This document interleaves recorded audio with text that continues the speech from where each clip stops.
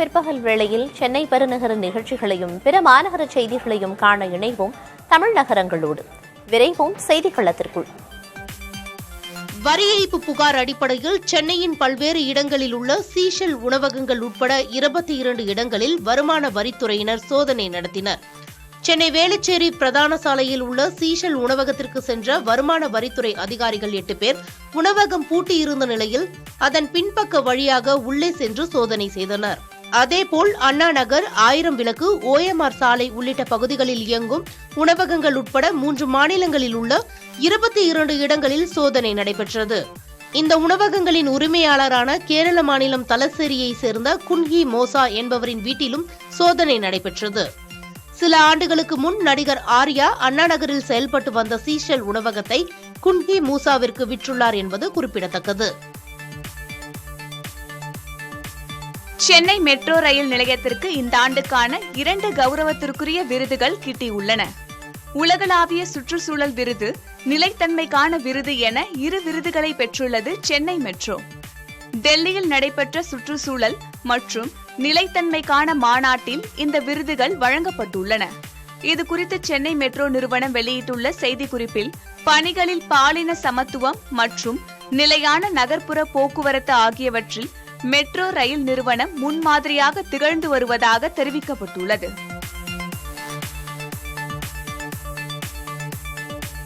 சென்னையில் உள்ள சிக்னல்களில் காத்திருப்பு நேரத்தை குறைக்கும் நோக்கில் சென்சார் கேமராக்கள் பொருத்தும் பணிகள் நடைபெற்று வருகின்றன. முக்கிய சிக்னல்கள் என கருதப்படும் 165 இடங்களில் சென்சார் கேமராவுடன் கூடிய தானியங்கி சிக்னல்கள் அமைக்கப்பட்டு வருகின்றன. சென்சார் சிக்னல்களின் பயன்பாடு அடுத்த ஆண்டு நடைமுறைக்கு வரவுள்ளன. இந்த நிலையில் பூந்தமல்லி நெடுஞ்சாலையில் இது தொடர்பான சோதனைகள் நடைபெற்றன. 13 சிக்னல்களில் சென்சார் எவ்வாறு செயல்படுகிறது என்பதை போக்குவரத்து போலீசார் சோதித்து பார்த்தனர். வாகனங்களின் வருகையை கணக்கிட்டு அதற்கேற்ப சென்சார் சிக்னல் இயங்கும். தேவைப்பட்டால் போக்குவரத்து போலீசாரும் ரிமோட் வாயிலாக சிக்னல்களை இயக்கும் வசதியும் உள்ளது. தினமும் சாலையில் எத்தனை வாகனங்கள் செல்கின்றன, எவ்வளவு வேகத்தில் செல்கின்றன என்பன உள்ளிட்ட தகவல்களையும் சென்சார் சிக்னல் கருவி பதிவு செய்து கொள்ளும். மேலும் ஆம்புலன்ஸ் வாகனங்கள் விரைவாக செல்வதற்கு தேவையான சமிக்ஞைகளையும் சென்சார் சிக்னல் வழங்கும்.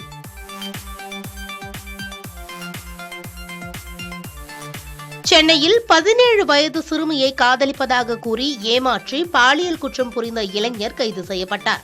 சென்னை ஓட்டேரி பகுதியைச் சேர்ந்த ஆனந்த்ராஜ் என்பவருக்கு திருமணமாகி 2 குழந்தைகள் உள்ளன. தமக்கு திருமணமானதை மறைத்து மற்றொரு பகுதியைச் சேர்ந்த சிறுமியுடன் பழகி வந்துள்ளார். சிறுமி கர்ப்பமாக உள்ள நிலையில் அவரது குடும்பத்தினர் கொடுத்த புகாரின் பேரில் ஆனந்த்ராஜை காவல்துறையினர் கைது செய்துள்ளனர். போக்சோ வழக்கில் ஆனந்த்ராஜை கைது செய்த காவல்துறையினர் அவரை நீதிமன்றத்தில் ஆஜர்படுத்தி சிறையில் அடைத்தனர். சென்னை பெருநகரில் பொது போக்குவரத்தை மேம்படுத்த அரசு பல்வேறு முன்னெடுப்புகளை மேற்கொண்டு வருகிறது. எனினும் மாறாத குறையாகவும் தீராத தலைவலியாகவும் சில பிரச்சனைகள் உள்ளதாக குற்றம் சாட்டுகின்றனர் பயணிகள்.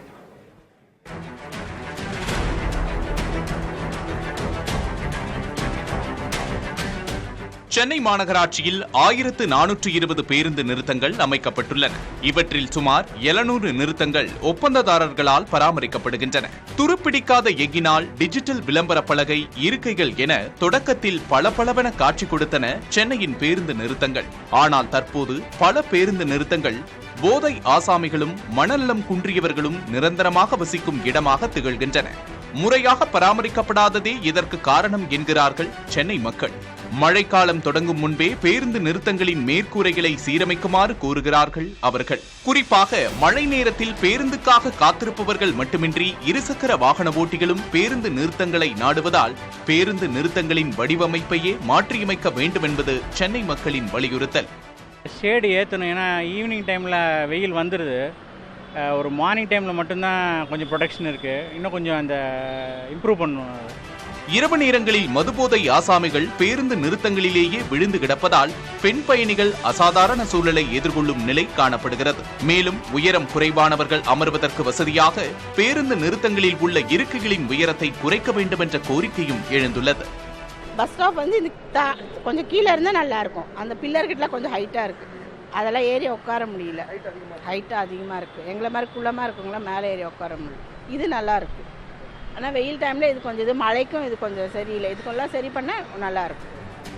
சென்னையின் சில பேருந்து நிறுத்தங்களில் போதிய இடவசதி இல்லை என்றும் முதியவர்கள் கால் கடுக்க காத்திருக்கும் சூழல் நிலவுவதாகவும் குற்றச்சாட்டு உள்ளது.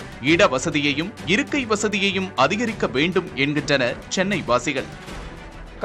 இல்லை, வெயில் அடிக்குது, சீட்லாம் கீஞ்சிக்குது, எப்போ பார்த்தா விளம்பரம் தாசாக கண்டி பஸ் ஸ்டாப் அவ்வளோ மெயின்டைன் பண்ண மாட்டாங்க. புரிஞ்சுங்களா? சரி கிடையாது. எல்லாம் பண்ணலாம், உட்காந்து சேர் பண்ணலாம், எல்லாம் நிற்கிறாங்க, வெளியில் நிற்கிறாங்க. மழை வந்தால் மழைக்கு ஒதுங்க முடியல, எல்லாம் சாரில் ஃபுல்லாக அடிக்குது, அதுவும் இது பண்ண மாட்டாங்க. ஃபுல்லாக டிராஃபிக் தான் ஆகுது அந்த இடம் ஃபுல்லாக. சொல்கிறது எதுவுமே இல்லைங்க.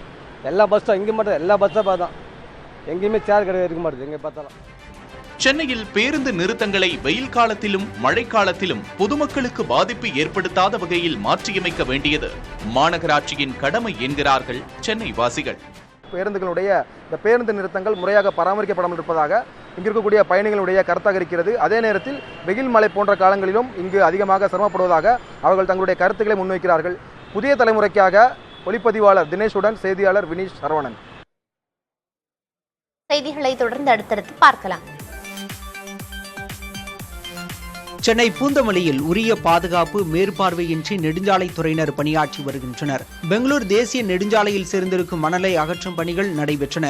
இதில் 8 ஊழியர்கள் பணியாற்றிய நிலையில் அந்த பகுதியில் பணி நடப்பதை குறிப்பிடும் தடுப்புகள், எச்சரிக்கை பதாகைகள் எதுவும் அமைக்கப்படவில்லை. கனரக வாகனங்கள் உள்ளிட்ட பல்வேறு வாகனங்கள் செல்லக்கூடிய தேசிய நெடுஞ்சாலையில் சற்று கவனக்குறைவு ஏற்பட்டாலும் விபத்து ஏற்படும் ஆபத்து உள்ளது. இதுகுறித்து மதுரவாயலில் உள்ள தேசிய நெடுஞ்சாலைத்துறை திட்ட இயக்குநர் கவனத்திற்கு கொண்டு சென்றது புதிய தலைமுறை. விசாரணை செய்து உரிய நடவடிக்கை எடுப்பதாக அவர் உறுதியளித்தார். மதுரையில் முருக பக்தர்கள் மாநாட்டிற்கு வரும் வாகனங்களுக்கு இ பாஸ் வழங்க கோரிய வழக்கை நீதிமன்றம் முடித்து வைத்தது. இ பாஸ் வழங்க கோரி தொடரப்பட்ட வழக்கு மதுரை உயர்நீதிமன்ற கிளையில் விசாரணைக்கு வந்தது. கொடைக்கானல், ஊட்டி போன்று சுற்றுலா தலங்களுக்கு செல்லும் வாகனங்களுக்கு இ பாஸ் ஆன்லைன் மூலமாகவே வழங்கப்படுவதை போன்று முருகபக்தர் மாநாட்டிற்கும் வழங்கப்பட வேண்டும் என மனுதாரர் கேட்டிருந்தார். இது தொடர்பாக காவல்துறை தலைவருக்கும் மனு அளித்தும் எந்த நடவடிக்கையும் எடுக்கப்படவில்லை என்று குறிப்பிட்டிருந்தார். இந்த வழக்கை விசாரித்த நீதிபதி புகழேந்தி இ பாஸ் முறையில் முருகபக்தர் மாநாட்டிற்கு பாஸ் வழங்க இயலாது என தெரிவித்தார். 21ஆம் தேதி காலை 10 மணி வரை முருகபக்தர் மாநாட்டில் கலந்து கொள்ளும் வாகனங்களுக்கான பாஸ் கேட்டு விண்ணப்பிக்கலாம் என குறிப்பிட்டு வழக்கை முடித்து வைத்தார். மதுரையில் திருட்டு இருசக்கர வாகனங்களை குறைந்த விலைக்கு வாங்கி விற்ற பாரதிய ஜனதா இந்து முன்னணி நிர்வாகிகள் 3 பேர் உட்பட 4 பேர் கைது செய்யப்பட்டனர். புதூர் பகுதியில் காவல்துறையினர் வாகன சோதனையில் ஈடுபட்ட போது தினேஸ்வரன் என்பவரை மடக்கி விசாரணை செய்ததில் அவரிடம் வாகனத்திற்கான உரிய ஆவணங்கள் இல்லாமல் இருந்தது. தொடர்ந்து விசாரணை நடத்தியதில் மதுரை தல்லாக்குளம், புதூர் பகுதிகளில் இருசக்கர வாகன திருட்டில் ஈடுபட்டு வந்தது தெரியவந்தது. திருடிய 2 வீலர்களை பாஜக மற்றும் இந்து முன்னணி நிர்வாகிகளான பாலாஜி, கௌதம், விவேக் பாலாஜி ஆகியோரிடம் விற்று வந்தது தெரியவந்தது. அவர்கள் திருட்டு வாகனங்களை சர்வீஸ் செய்து நாமக்கல் பகுதியில் விற்று வந்துள்ளனர். இதையடுத்து அவர்கள் 4 பேரையும் கைது செய்த காவல்துறையினர் 13 இருசக்கர வாகனங்களை பறிமுதல் செய்தனர்.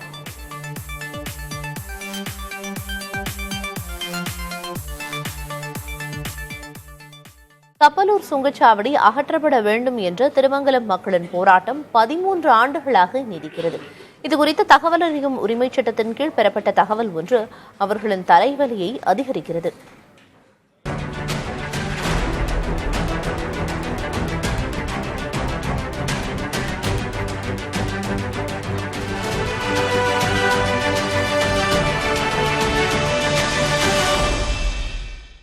நாட்டின் மிக நீளமான தேசிய நெடுஞ்சாலையாக திகழ்வது காஷ்மீர் கன்னியாகுமரி இடையிலான NH-44. இதில் மதுரை அருகே 2012ஆம் ஆண்டு அமைக்கப்பட்டது கப்பலூர் சுங்கச்சாவடி. இந்த சுங்கச்சாவடி திருமங்கலம் நகர எல்லையில் இருந்து 1.5 கிலோமீட்டர் தொலைவிலேயே விதிகளை மீறி அமைக்கப்பட்டுள்ளதாக மக்கள் எதிர்க்கின்றனர். 2 சுங்கச்சாவடிகள் இடையே 60 கிலோமீட்டர் தூரம் இருக்க வேண்டும் என்ற விதியும் மீறப்பட்டு 45 கிலோமீட்டர் தூரத்திலேயே கப்பலூரில் அமைந்திருப்பதாக அவர்கள் எதிர்க்கின்றனர். வட்டாட்சியர் தொடங்கி முதல்வர் வரை மனு அளித்து முறையிட்டும் நடவடிக்கை இல்லை என்கின்றனர் அவர்கள். மத்திய போக்குவரத்து துறை அமைச்சர் நிதின் கட்கரியவே நாங்கள் இந்த குழு சார்பாக போய் நேரடியாக போய் சந்தித்து அவர்கிட்டயே நாங்கள் முறையிடும் போது அவர் 6 மாதத்தில் இந்த சுங்கச்சாவடி இங்கே இருக்காது, இதுக்கு நாங்கள் இதுக்கான மேற்கொண்ட முயற்சிகளை நாங்கள் எடுத்துக்கிட்டு இருக்கோம் அப்படின்னு சொன்னாங்க. இப்போ வரைக்கும் 3 வருஷம் ஆயிடுச்சு, அவர் சொல்லி 3 வருஷம் ஆயிடுச்சு. வேறு டெக்னிக்கலாக எந்த இம்ப்ரூவ்மெண்ட்டும் பண்ணலை, அதே நிலைமை தான் இருக்குது.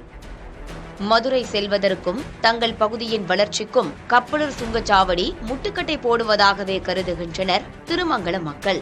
டோல்கேட்டுக்கு அடுத்தாப்புல கப்பலூர் தொழிற்பேட்டை இருக்குது.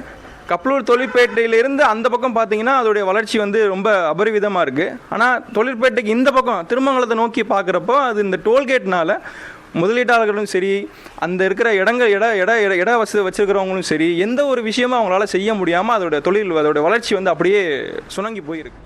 கப்பலூர் சுங்கச்சாவடியை அகற்ற மத்திய அரசிடம் பரிந்துரைப்பதாக அதிமுக, திமுக ஆட்சி காலங்களில் அரசு தரப்பில் உறுதியளிக்கப்பட்டன. அண்மையில் அதிமுக சார்பில் RB உதயகுமார் தலைமையில் போராட்டம் நடைபெற்றது. இந்த நிலையில் கப்பலூர் சுங்கச்சாவடி குறித்து தகவல் அறியும் உரிமை சட்டத்தின் கீழ் தேசிய நெடுஞ்சாலைத்துறையிடம் விவரங்கள் கோரப்பட்டது. இந்த சுங்கச்சாவடி குறித்து தமிழ்நாடு நெடுஞ்சாலைத்துறை மூலம் எத்தனை முறை பரிந்துரை கடிதம் அனுப்பப்பட்டது என கேள்வி முன்வைக்கப்பட்டது. ஆனால் அப்படி ஒரு கோரிக்கையே தங்களுக்கு வரவில்லை என்று தேசிய நெடுஞ்சாலைத்துறை பதிலளித்துள்ளது. இந்த தகவல் மதுரை, திருமங்கலம் சுற்றுப்பகுதி மக்களை பெரும் அதிர்ச்சியில் ஆழ்த்தியுள்ளது. அதே நேரத்தில் குஜராத்தில் ஒரு சுங்கச்சாவடி குறித்த தகவல் தங்களுக்கு நம்பிக்கை அளிப்பதாக கூறுகிறார்கள் இவர்கள். குஜராத்தில் நேஷனல் ஹைவேஸ் 48 கெர்கி டவுலான்ற டோல் பிளாசாவை கடந்த 4 நாட்களுக்கு முன்னாடி மத்திய அரசு ரீலொகேஷன் பண்ணி ஒரு 15 கிலோமீட்டருக்கு பொதுமக்கள் ஃப்ரீயாக போயிட்டு வர மாதிரி ஏற்பாடு பண்ணி ஆர்டர் இதே சென்ட்ரல் கவர்மெண்ட் இஷ்யூ பண்ணியிருக்காங்க. இதை மாநில அரசும் மத்திய அரசு சேர்ந்து ஒரு முடிவு எடுத்து இந்த சுங்கச்சாவடி இடமாற்றத்துக்கு ஒரு ஆர்டர் கொடுத்து மக்களுக்கு நல்லது செஞ்சு உதவுமாறு கேட்டுக்கொள்ளும். தங்கள் பகுதியின் வளர்ச்சி குறித்த இந்த விவகாரத்தில் மத்திய மாநில அரசுகள் உண்மையாக நடந்து கொண்டு சரியான முடிவெடுக்க வேண்டும் என்பதே திருமங்கலம் மக்களின் கோரிக்கை. புதிய தலைமுறைக்காக செய்தியாளர்கள் மருதுபாண்டி மற்றும் சுபாஷ். இவரும் செய்திகளை தொடர்ந்து அடுத்தடுத்து பார்க்கலாம். அறிவிக்கப்பட்டபடி வருகிற 21 மற்றும் 28ஆம் தேதிகளில் திருச்சி ராமேஸ்வரம் எக்ஸ்பிரஸ் மற்றும் ராமேஸ்வரம் திருச்சி எக்ஸ்பிரஸ் ரயில்கள் வழக்கம் போல் முழுமையாக இயங்கும் என திருச்சி கோட்ட ரயில்வே அறிவித்துள்ளது. மானாமதுரை வரையில் பகுதியாக ரயில் ரத்து செய்யப்படுவதாக முன்னதாக அறிவிக்கப்பட்டிருந்தது. ஆனால் வழக்கம் போல் ரயில்கள் இயக்கப்படும் என தெரிவிக்கப்பட்டுள்ளது.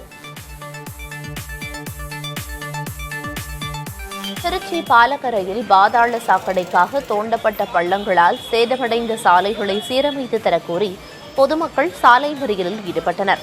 சத்திரம் பேருந்து நிலையத்திலிருந்து மத்திய பேருந்து நிலையம் செல்லக்கூடிய முக்கிய பாதையான பாலக்கரை சாலையில் கடந்த 2 மாதங்களுக்கு முன்பு பாதாள சாக்கடை திட்டப் பணிகளுக்காக பள்ளங்கள் தோண்டப்பட்டன. இதனை சீரமைக்க கோரி பகுதிவாசிகள் மாநகராட்சியில் பலமுறை புகார் அளித்துள்ளனர். நடவடிக்கை எதுவும் மேற்கொள்ளப்படாத நிலையில் அப்பகுதி மக்கள் திரண்டு போராட்டத்தில் ஈடுபட்டனர். 1 வார காலத்திற்குள் நடவடிக்கை எடுக்கப்படும் என மாவட்ட நிர்வாகம் தரப்பில் உறுதிமொழி அளிக்கப்பட்டதை அடுத்து பொதுமக்கள் போராட்டத்தை கைவிட்டனர்.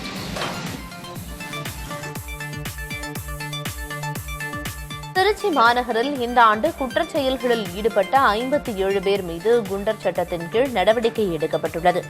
மாநகரில் கொலை, கொள்ளை, வழிப்பறி, பாலியல் தொல்லை, குட்கா விற்பனை, கஞ்சா கடத்தல் என குற்றச்செயல்களில் ஈடுபடுவோரை குண்டர் தடுப்பு சட்டத்தின் கீழ் கைது செய்து காவல்துறையினர் நடவடிக்கை மேற்கொண்டு வருகின்றனர்.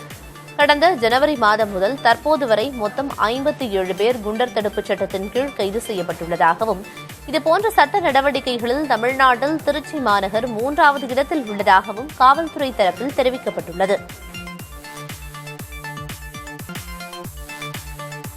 கோவை தமிழ்நாடு வேளாண்மை பல்கலைக்கழகத்தில் இளநிலை வேளாண் அறிவியல் சேர்க்கைக்கான தரவரிசை பட்டியல் வரும் 24 அல்லது 25ஆம் தேதி வெளியிடப்படும் என பல்கலைக்கழக நிர்வாகம் தெரிவித்துள்ளது. கடந்த மே 9ஆம் தேதி முதல் பெறப்பட்டு வந்த விண்ணப்பங்கள் நேற்றுடன் முடிவடைந்த நிலையில் மொத்தம் 30,333 விண்ணப்பங்கள் பெறப்பட்டுள்ளன. தமிழ்நாடு வேளாண் பல்கலைக்கழகம் மற்றும் அதன் உறுப்பு கல்லூரிகளில் உள்ள 6,921 இடங்கள் நிரப்பப்பட உள்ளன. மேலும் விளையாட்டு வீரர்களுக்கான சான்றிதழ் சரிபார்ப்பு பணிகளும் தொடங்கியுள்ளன. கோவையில் என்னென்ன திட்டச்சாலைகளை கைவிடலாம் என்கிற பட்டியல் மாநகராட்சியில் இருந்து தயாரிக்கப்பட்டு நகர ஊரமைப்புத் துறைக்கு அறிக்கையாக அனுப்பப்பட்டிருக்கிறது. கோவை மாவட்டத்துக்கான மாஸ்டர் பிளான் தயாரிக்கும் பணியில் நகர ஊரமைப்புத் துறை ஈடுபட்டு வருகிறது. மாநகராட்சி பகுதியில் உள்ள உத்தேச திட்ட சாலைகளை கைவிடுவதற்கு முடிவு செய்திருந்த தகவல் வெளியானதால் மாநகராட்சி கவுன்சிலர்கள் எதிர்ப்பு தெரிவித்தனர். இதனைத் தொடர்ந்து அனைத்து மண்டல கவுன்சிலர்களிடமும் திட்ட சாலைகளின் அவசியம் குறித்து நகரமைப்பு பிரிவினர் கேட்டறிந்து நகர ஊரமைப்புக்கு துறைக்கு அறிக்கை அனுப்பினர். மாநகராட்சி பகுதியில் எந்தெந்த திட்டச்சாலைகள் தேவை என்பதை உள்ளூர் திட்ட குழுமம், நகர ஊரமைப்புத்துறை மற்றும் அரசுக்கு கடிதம் அனுப்பியிருப்பதாகவும் அக்கடிதம் இம்மாதம் நடைபெறவுள்ள மன்ற கூட்டத்தின் பார்வைக்கு வைக்கப்படும் என்றும் நகரமைப்பு அலுவலர் குமார் தெரிவித்தார்.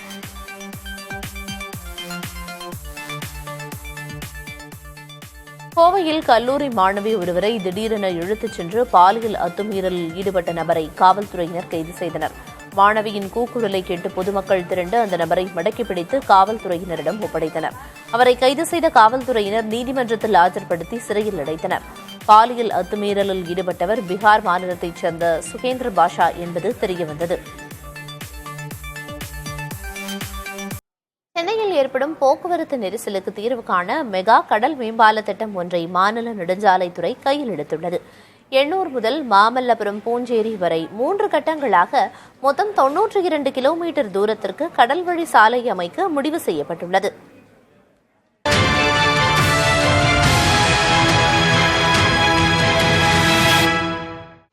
சென்னை பெருநகரின் வளர்ச்சிக்கு ஏற்ப வாகன போக்குவரத்தும் நாளுக்கு நாள் அதிகரிக்கிறது.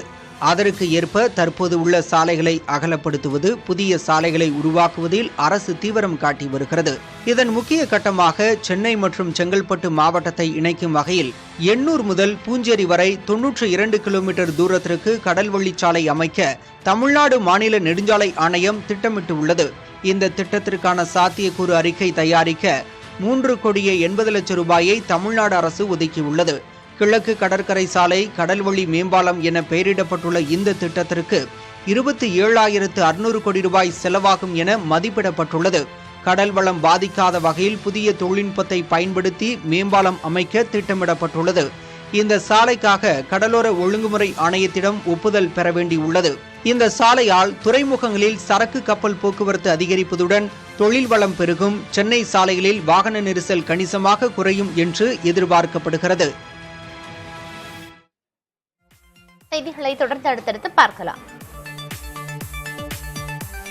திருநெல்வேலி மாவட்டத்தில் கடந்த 6 மாதங்களில் 13 கொலை வழக்குகளில் தண்டனை பெற்றுத்தரப்பட்டிருப்பதாக மாவட்ட காவல் கண்காணிப்பாளர் அலுவலகம் தெரிவித்துள்ளது. இந்த பட்டியலில் ஒருவருக்கு மரண தண்டனையையும் 51 பேருக்கு ஆயுள் தண்டனையையும் நீதிமன்றம் விதித்திருக்கிறது. தண்டனை பெற்றவர்களில் 14 பேர் சரித்திர பதிவேடு குற்றவாளிகள் என நெல்லை மாவட்ட காவல் கண்காணிப்பாளர் அலுவலகம் தெரிவித்துள்ளது.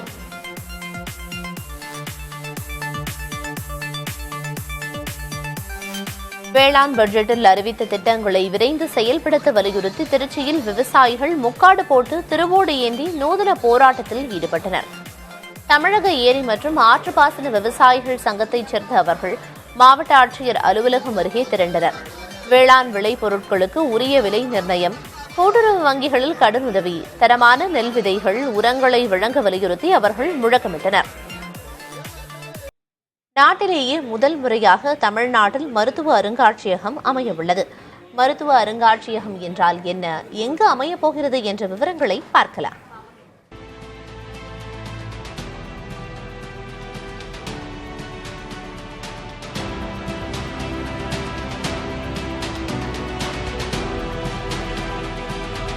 சென்னை மருத்துவக் கல்லூரி மைதானத்தின் அருகே உள்ள பழமையான 2 அடுக்குமாடி கட்டடத்தை ராஜீவ்காந்தி அரசு பொது மருத்துவமனைக்கு வரும் அனைவரும் பார்த்திருப்பார்கள். ரெட் ஃபோர்ட் என்று இதனை அழைக்கிறார்கள். 190 ஆண்டுகள் பழமையான இந்த கட்டடம் 2013ஆம் ஆண்டு வரை சென்னை மருத்துவக் கல்லூரி மாணாக்கருக்கு உடற்கூராய்வு பயிற்சிக்காக பயன்படுத்தப்பட்டது. எடுத்து வைக்கும் ஒவ்வொரு அடி பரப்பிலும் பழமை மிளிரும் இந்த கட்டடம் மாநில மருத்துவ அருங்காட்சியகமாக மாற உள்ளது. நாட்டிலேயே மாநில அளவில் அமைக்கப்படும் முதல் மருத்துவ அருங்காட்சியகம் என்ற சிறப்பையும் பெற உள்ளது. முன்னாள் மாணாக்கரின் கோரிக்கை அரசுக்கு முன்வைக்கப்பட்டு தமிழ்நாடு அரசால் ஏற்கப்பட்டு ஒப்புதல் கிடைத்திருக்கிறது. ஒரு 190 ஆண்டுகளாக தமிழ்நாட்டின் அந்த மருத்துவ சேவையை விளக்குகிற வகையில் தொடர்ந்து பயன்படுத்தப்பட்டு வந்த மருத்துவ உபகரணங்கள், பயன்பாட்டில் இருந்த அதிநவீன மருத்துவ கருவிகள், எதிர்கொண்ட நோய் பாதிப்புகள், அதை சமாளித்த விதம் போன்ற பல்வேறு விஷயங்கள் இந்த கண்காட்சியில் இடம்பெறவிருக்கிறது. அதாவது 190 ஆண்டு கால வரலாறு என்பது சாதாரணமான ஒரு விஷயம் இல்லை. ஒரு 4-5 தலைமுறையில் செய்யப்பட்ட நல்ல விஷயங்கள் எல்லாம் அது எடுத்துச் சொல்லப்படும். மருத்துவம் பயிலும் மாணாக்கருக்கு தமிழ்நாட்டின் மருத்துவ பாரம்பரியத்தை உணர்த்துவதும் மருத்துவத்துறையில் தமிழ்நாடு படைத்துள்ள சாதனைகளை விளக்குவதும் தான் மருத்துவ அருங்காட்சியகத்தின் நோக்கம். இதனை முதல்வர் மு.க.ஸ்டாலின் வரும் செப்டம்பர் மாதம் திறந்து வைக்க உள்ளார். கட்டடத்தின் தரைத்தளத்தில் சென்னை மருத்துவக் கல்லூரி கடந்து வந்த பாதை, இங்கு பயின்று மருத்துவத்துறையில் சாதித்தவர்கள், மருத்துவ கட்டமைப்பு குறித்து புகைப்பட கண்காட்சி அமைய உள்ளது. மருத்துவ உலகில் மாபெரும் புரட்சி செய்த மேரிஸ் சார்லிப், முத்துலட்சுமி ரெட்டி, அயதன் கோபாலன், கருணாகரன், பத்மநாபன் பல்பு, முக்தார் அகமது அன்சாரி உள்ளிட்டோரும், தமிழிசை சவுந்தரராஜன், அன்புமணி ராமதாஸ் உள்ளிட்ட அரசியல் தலைவர்களும் பயின்ற சென்னை மருத்துவக் கல்லூரியில் இந்தியாவிலேயே முதல் முறையாக மாநில மருத்துவ அருங்காட்சியகம் அமைய உள்ளது கூடுதல் சிறப்பாகி இருக்கிறது. 190 ஆண்டுகள் பழமையான சென்னை மருத்துவக் கல்லூரியில் அமைய இருக்கிற மாநில முதல் மருத்துவ அருங்காட்சியகம் மருத்துவத்துறையில் அசைக்க முடியாத சகாப்தமாக மாறப்போகுது. புதிய தலைமுறைக்காக ஒளிப்பதிவாளர் விஜயுடன் செய்தியாளர் வீரகுமார். அண்மை செய்திகளுக்கு தொடர்ந்து இணைந்திருங்கள் புதிய தலைமுறையோடு.